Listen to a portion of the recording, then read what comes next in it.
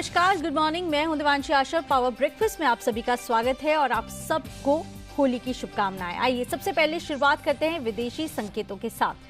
सबसे पहले तो इंटरनेशनल मार्केट से जो क्यूज मिलते हुए दिख रहे हैं वो काफी पॉजिटिव हैं, लेकिन इसके बाद हम देख रहे हैं कि कल जिस तरह से यूएस फेड की बैठक भी होती हुई दिखी थी, इसके साथ ही जिस तरह से अब रूस और यूक्रेन के बीच में तनाव शांत होते हुए दिख रहे हैं, इन सब का जो इम्पैक्ट है वो हमारे बाजार में आज देखने मिलेंगे। ग्लोबल अपडेट्स बताने के लिए हमारे साथ कुशल हैं।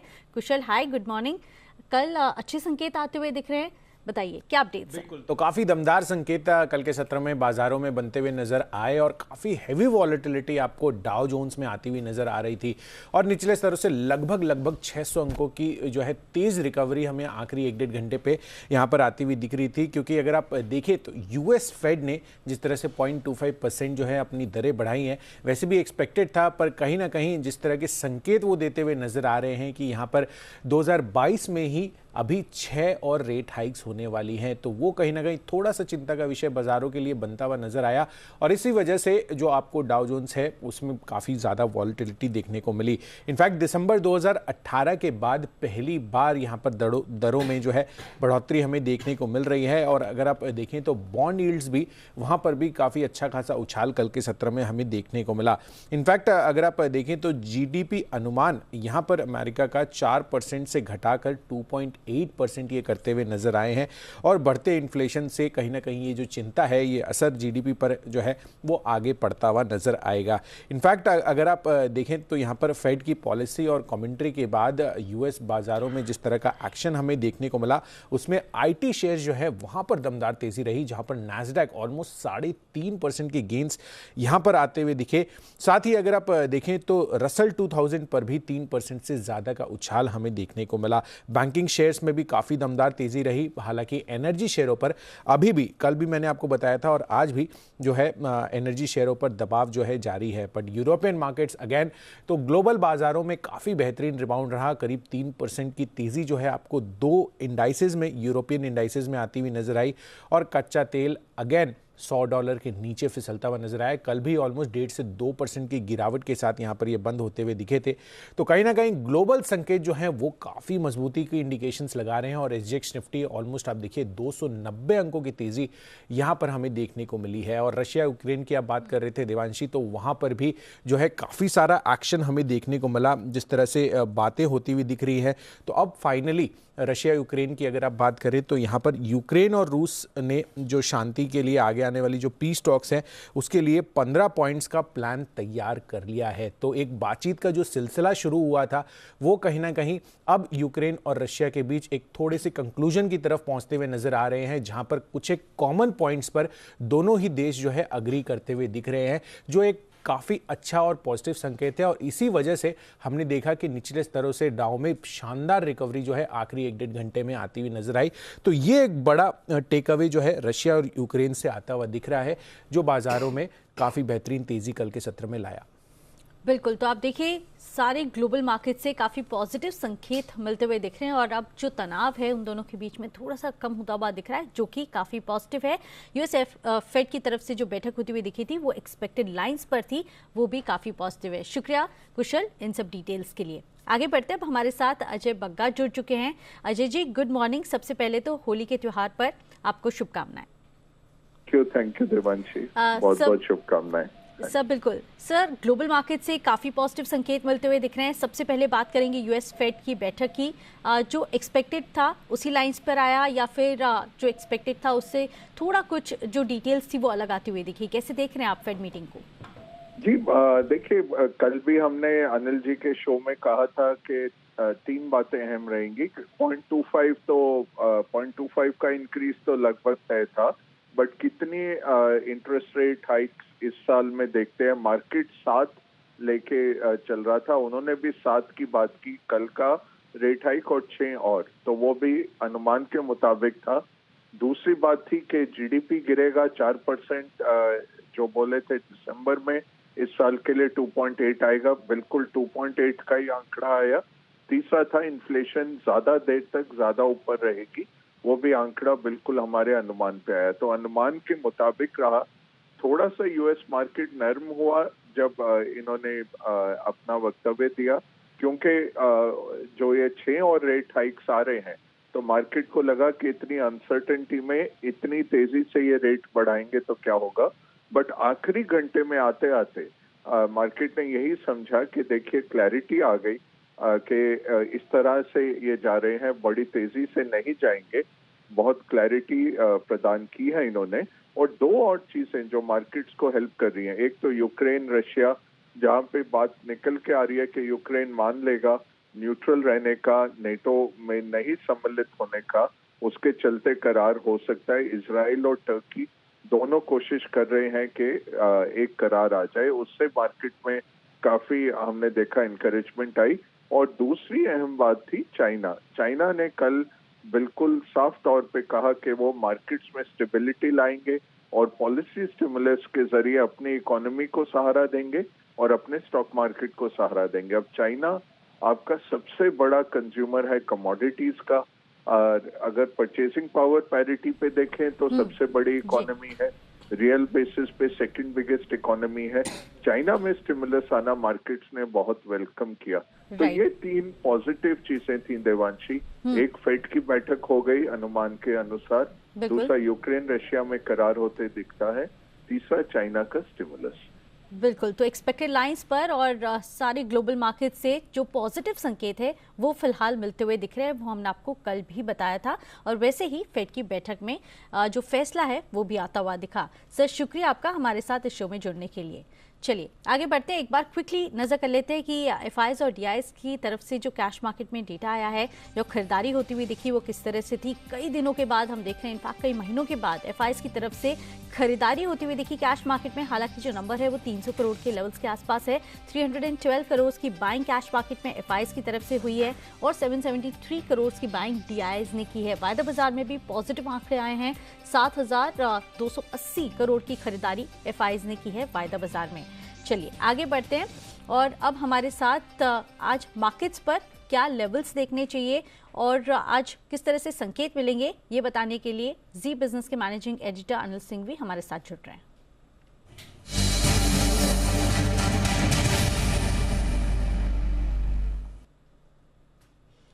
Anil sir, very good morning, wish you very happy Holi. Sir global market से तो जितने भी संकेत हैं, पॉसिबल जितने भी संकेत है, सब तरफ से पॉजिटिव संकेत मिल रहे हैं। किस तरह से हमारे बाजार को देखना चाहिए आज? गुड मॉर्निंग देवांशी, आपको भी और हमारे सभी दर्शकों को होली की बहुत बहुत शुभकामनाएं। बहुत ही बढ़िया संकेत है। त्योहारों में जाने के पहले बाजार बहुत ही अच्छी मजबूती के साथ और एक बड़े मनोवैज्ञानिक स्तर 17,000 का है, उसके पार निकलकर खुलने और टिकने की तैयारी करते हुए दिख रहे हैं। वैसे भी पिछले 6 दिन ट्रेडिंग सेशन से बाजार का बहुत ही स्ट्रांग मोमेंटम बना हुआ है, इसमें कोई डाउट नहीं है। और उसके बाद अब अमेरिकी बाजारों की शानदार तेजी हमारे काम आती हुई दिखेगी। और जैसा अभी बग्गा साहब बता भी रहते हैं, अंतर्राष्ट्रीय संकेत काफी मजबूत है, चाहे वो रशिया यूक्रेन को लेकर हो, चाइना को लेकर हो। तो उस लिहाज से अगर आप देखें तो ये सारे के सारे संकेत आपके लिए बेहद पॉजिटिव होते हुए दिख रहे हैं। इसके अलावा बड़े लंबे समय बाद 11 फरवरी के बाद पहली बार एफआईएस की तरफ से कैश मार्केट में छोटा ही सही लेकिन खरीदारी का आंकड़ा है और वायदा कारोबार में उन्होंने दमदार शॉर्ट कमिंग और खरीदारी की है। तो ओवरऑल इससे बड़े आपके लिए लंबे वीकेंड से पहले संकेत हो नहीं सकते। मजबूत शुरुआत के संकेत जो 250-300 पॉइंट ऊपर है निफ्टी पर, उतना तो बनता है। बाकी बाजारों को आप देखिए काफी तेज दौड़ लगाते हुए नजर आ रहे हैं। 16,925, 16,975 अब आज के लिए मजबूत सपोर्ट का काम करेगा गैप से खुलने के बाद। और 17,300, 17,375 का टारगेट ऊपर की तरफ का है। निफ्टी जहाँ जाने की कोशिश कर सकता है 17,250 के आसपास खुलने के बाद। बैंक निफ्टी का जहाँ सवाल है 34,500, 35,500, 35,750 आपके लिए आज सपोर्ट के तौर पर काम करेगा बैंक निफ्टी पर। और बैंक निफ्टी सीधा यहाँ से 36,800, 36,900 तक की यात्रा करने को तैयार है। तो अच्छी तेजी के साथ दोनों ही इंडाइसेस में आज कारोबार होता हुआ दिख सकता है। हाँ, ऊपरी स्तरों पर थोड़ी सी प्रॉफिट बुकिंग आने की संभावना आज बन सकती है। इसकी दो बड़ी वजह कि लगातार 7वां ट्रेडिंग सेशन एक दिन छोड़ने बीच में, तो आप लगातार तेजी में रहे। एक तरफा 15,671 से आप यहाँ पर तेजी में आया। दूसरा लंबा वीकेंड है, तो लंबे वीकेंड के पहले जो तेजी में फंसे हुए ट्रेडर्स है वो ऊपरी स्तरों पर थोड़ी प्रॉफिट बुकिंग कर सकते हैं, लेकिन कोई खास कमजोरी या मंदी होगी उसकी संभावना कम है। तो ओवरऑल रुझान अच्छा है, बाय ऑन डिप्स का मार्केट है और इंडाइसेस के साथ साथ आप ब्रॉडर मार्केट में भी आज अच्छी तेजी होते हुए देखेंगे। जी देवांशी। बिल्कुल सर, शुक्रिया आपका हमारे साथ जुड़ने के लिए। तो आप देखिए आज लोअर लेवल से तो खरीदारी आनी तय है, जिस तरह से संकेत मिलते हुए दिख रहे हैं।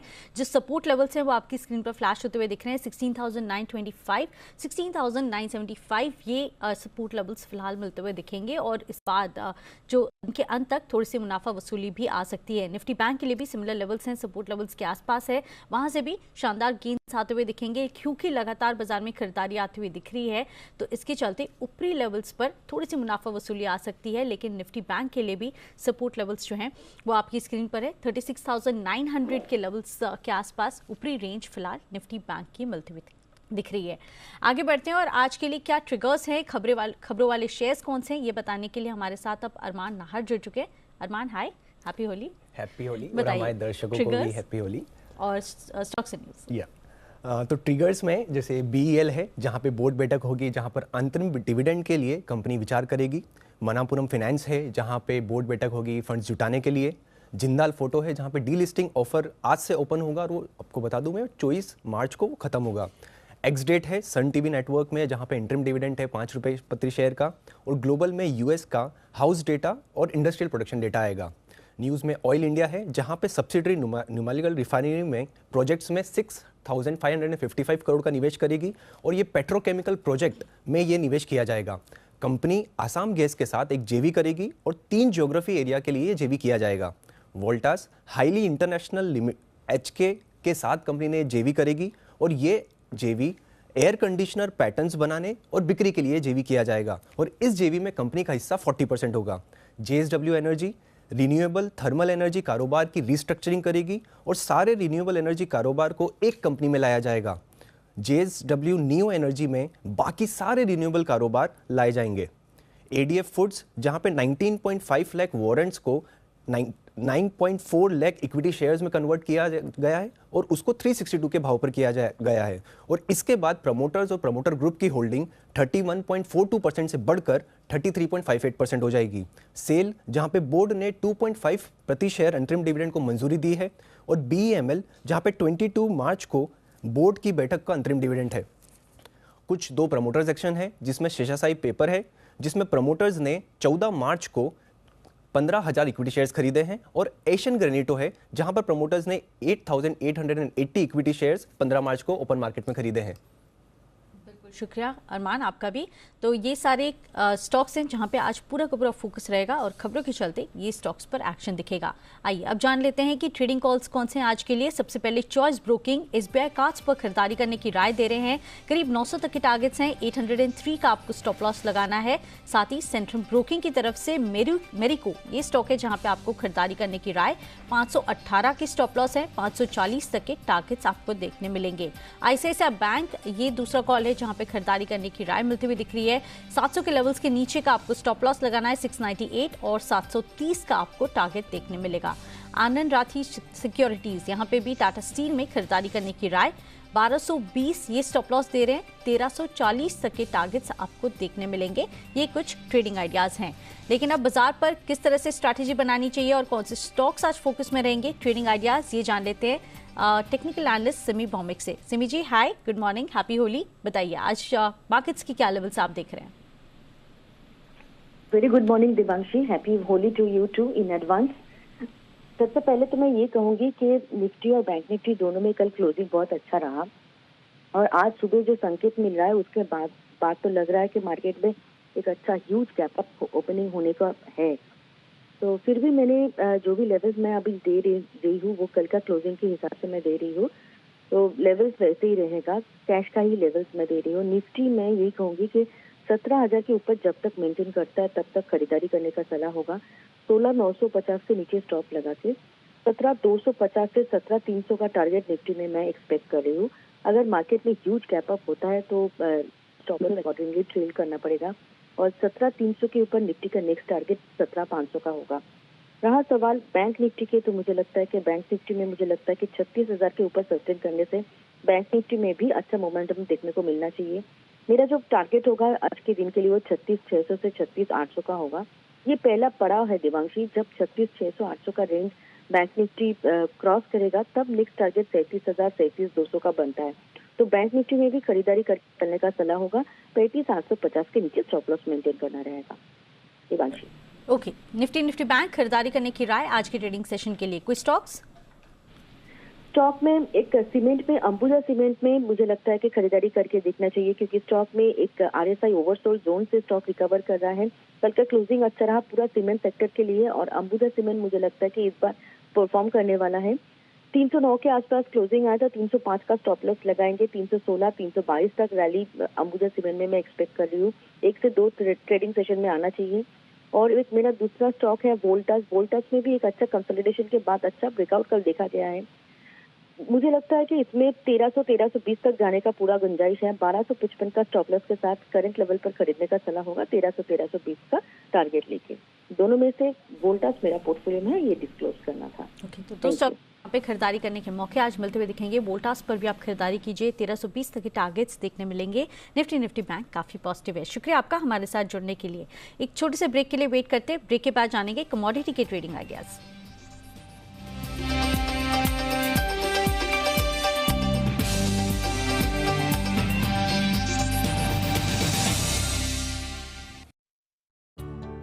मेरे बालों की मजबूती है केश कांति मिल्क प्रोटीन। मेरे बाल लंबे और मजबूत हो गए हैं केश कांति से। मेरे बालों की जान है केश कांति एलोवेरा, और मेरे बालों का भी सीक्रेट है केश कांति नेचुरल। और मेरे भी। केश कांति से मिला है करोड़ों देशवासियों को अपनी हेयर प्रॉब्लम्स का आयुर्वेदिक समाधान। रेस्पिरेटरी सिस्टम के लिए research and evidence based medicine है स्वासारी गोल्ड वटीवा प्रवाही। इससे हमने करोड़ों लोगों को कफ रोगों से मुक्त किया है। काफी टाइम से मेरा इंक्रीमेंट सीढ़ी के पहले पड़ाव पे हो अभी तुम, कल टॉप पे होंगे। वो कल कभी नहीं आएगा दोस्त। आपकी सही कीमत समझने वाले हमेशा करते हैं सीधी बात, जैसे करता है IIFL finance. IIFL gold loan, branch में सोना दो, 5 मिनट में पैसा लो, ज्यादा लोन की रकम, झंझट सबसे कम। IIFL फाइनेंस, सीधी बात। ये हमें कवर करता है, पर इनको कौन कवर करता है? टाटा AIG हेल्थ इंश्योरेंस का comprehensive coverage, masks, gloves and PPE kit included. Tata AIG health insurance, trusted नाम, फैंटास्टिक काम। ऑटोमेटिक गो ऑटोमेटिक, फर्स्ट टाइम इन्वेस्टर गो ऑटोमेटिक, गो ऑटोमेटिक।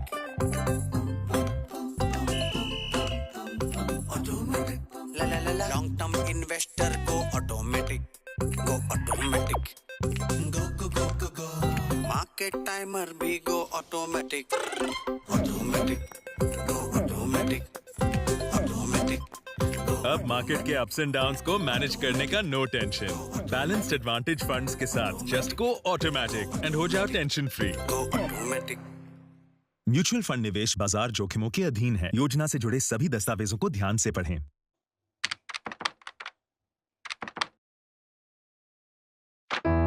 कविता, मैं अपनी इन्वेस्टमेंट लिमिट तक पहुंच गया हूं यार। काश कोई ऐसा इन्वेस्टमेंट प्लान होता जो मुझे एडिशनल टैक्स बेनिफिट देता। रवि, बस इतनी सी बात, तुम NPS पे क्यों नहीं इन्वेस्ट करती? NPS? इसमें इन्वेस्ट करने से क्या बेनिफिट है? NPS देता है 50,000 तक की इन्वेस्टमेंट पर एडिशनल टैक्स बेनिफिट, वो भी 1.5 लाख की लिमिट के ऊपर। अरे वाह, अब तो मुझे भी इसमें इन्वेस्ट करना चाहिए ना। तो इंतजार किस बात का? आज ही NPS ट्रस्ट की वेबसाइट पर जाओ और इन्वेस्ट करो।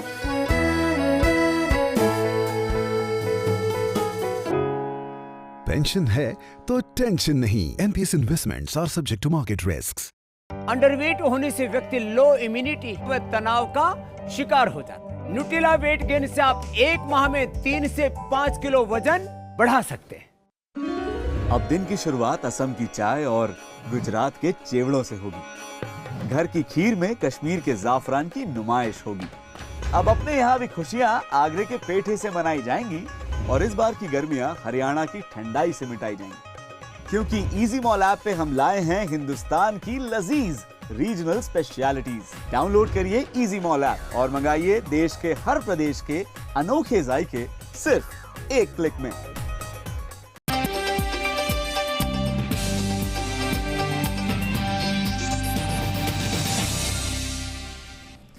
नमस्कार, ब्रेक के बाद फिर से आपका स्वागत है। चलिए आगे बढ़ते हैं। कमोडिटी बाजार में आज क्या स्ट्रैटेजी बनानी चाहिए और कौन सी कमोडिटीज पर फोकस है, ये बताने के लिए IIFL सिक्योरिटीज के अनुज गुप्ता हमारे साथ जुड़ चुके हैं।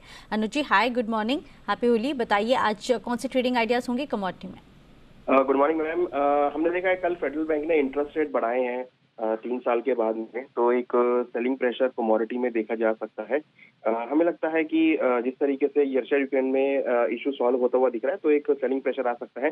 गोल्ड में बिकवाली का ट्रेड ले सकते हैं करीबन 51,500 में, स्टॉप लॉस 52,000 का रहेगा, टारगेट 50,800 तक हो सकता है। सिल्वर के अंदर भी करीबन 68,500 के आसपास बिकवाली कर सकते हैं, स्टॉप लॉस 69,300 का रहेगा, टारगेट 67,000 तक हो सकता है। वहीं पर क्रूड के अंदर भी हमें लगता है कि बिकवाली का ट्रेड कर सकते हैं करीबन 7,500 में, स्टॉप लॉस 7,850 का, टारगेट 7,100 तक हो सकता है। वहीं कॉपर के अंदर भी हमें लगता है कि बिकवाली का ट्रेड बनाया जा सकता है 805 में, स्टॉप लॉस 812, टारगेट 790 तक हो सकता है।